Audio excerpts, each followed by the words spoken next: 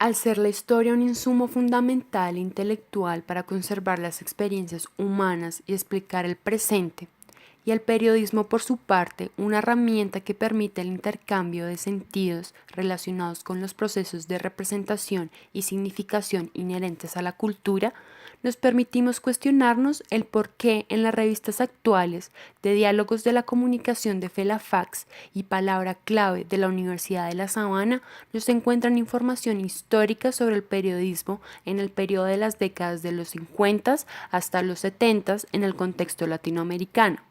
A continuación, les contaremos el desarrollo de esta investigación.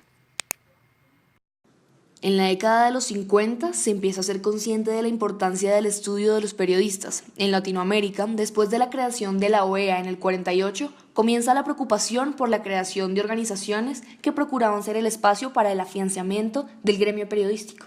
La Guerra Fría fue motivo de división en el gremio, ya que polarizó el mundo en las ideologías capitalistas y comunistas y, por supuesto, los periodistas.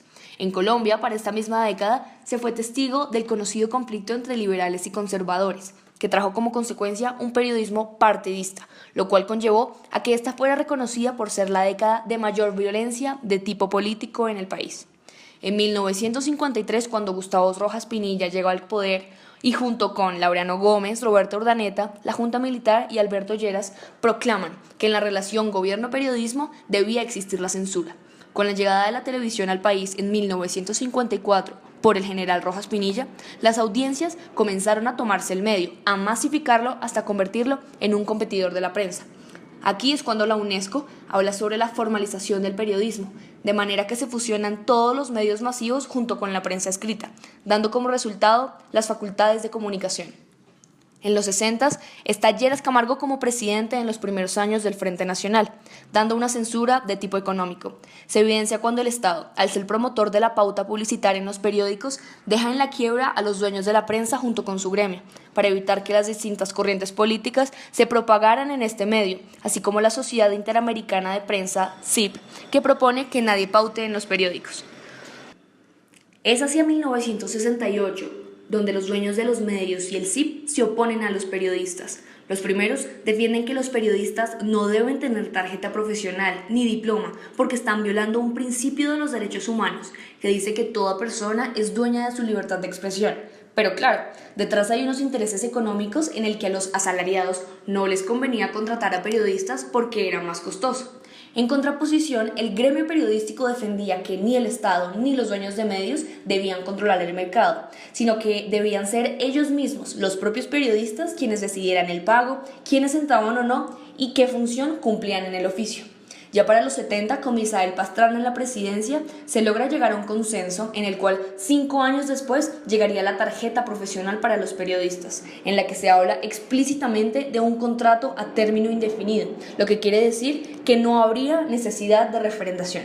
Luego de consultar las revistas de comunicación, Palabra Clave, Revista de la Universidad de La Sabana y Diálogos de la Comunicación de la Federación Latinoamericana de Facultades de Comunicación Social, Felafax, hallamos que hay muy poca difusión de artículos sobre la historia general del periodismo y casi ninguno relacionado con las décadas especificadas. Sin embargo, estas revistas hacen especial énfasis en los problemas actuales de la comunicación. Pero es preocupante el hecho de que no se ocupen temas históricos que ayuden a dilucidar el origen de estas problemáticas para encontrar una posible solución. A partir de esto, creemos que las razones por las cuales hay una carencia de artículos sobre estas temáticas en estas revistas son: primero, el desinterés de los investigadores respecto al tema. Segundo, la falta de documentos o archivos periodísticos de la época para sustentar las investigaciones. Tercero, la falta de divulgación.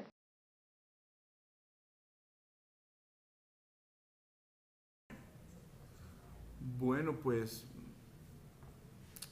digamos que fueron décadas que partieron un poco el siglo en dos.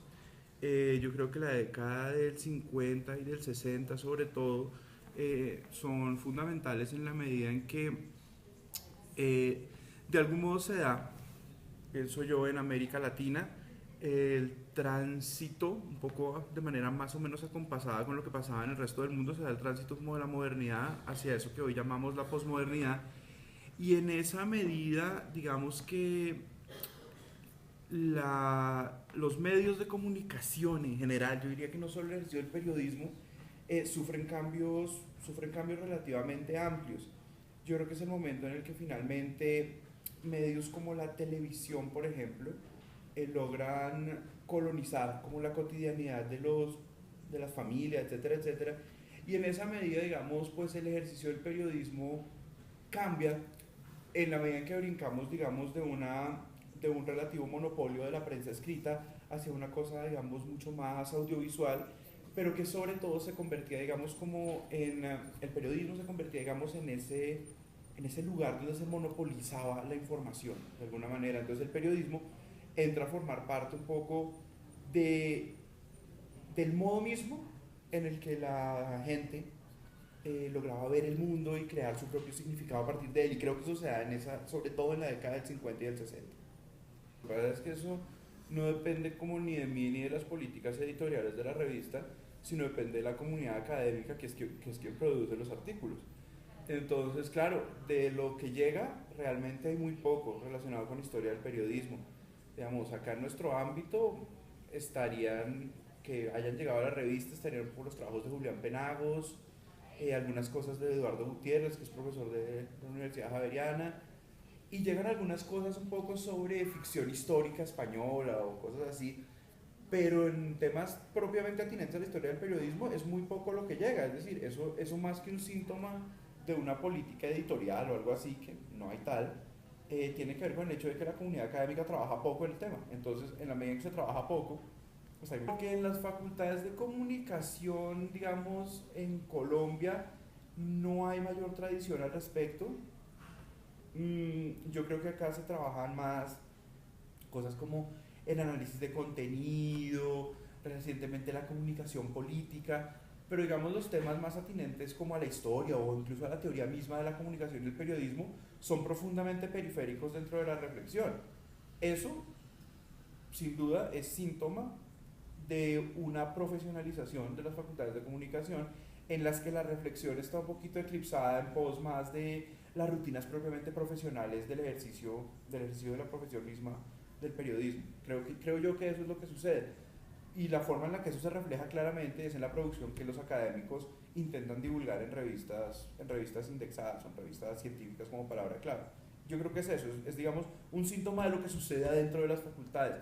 Una cosa es que haya clases de historia del periodismo o de historia de la comunicación e incluso de historia social de la comunicación, y otra cosa que los académicos estén interesados un poco en reflexionar sobre el tema y más aún de difundirlo en una revista además revisada por pares, ¿no? Lo cual dificulta además muchísimo la publicación de un artículo, ¿no? Es decir, no es fácil publicar una revista como palabra clave. Luego de haber escuchado este último testimonio, sumado con el del editor de la revista Signo y Pensamiento, Alcides Velázquez, decidimos que es cierto que no existe un interés entre la comunidad académica por investigar este tema tan importante, terminando en la falta de divulgación. Es probable que sí existan registros periodísticos de la época, pero por la falta de investigación sobre el tema, no se puede saber con certeza si nuestra hipótesis al respecto es cierta o no. Sin embargo, aún creemos que es de suma importancia investigar la historia para poder comprender más ampliamente los problemas actuales de la comunicación, y nos preocupa esta falta de interés por parte de los académicos en los temas históricos de la comunicación que se deberían publicar en revistas del mismo campo.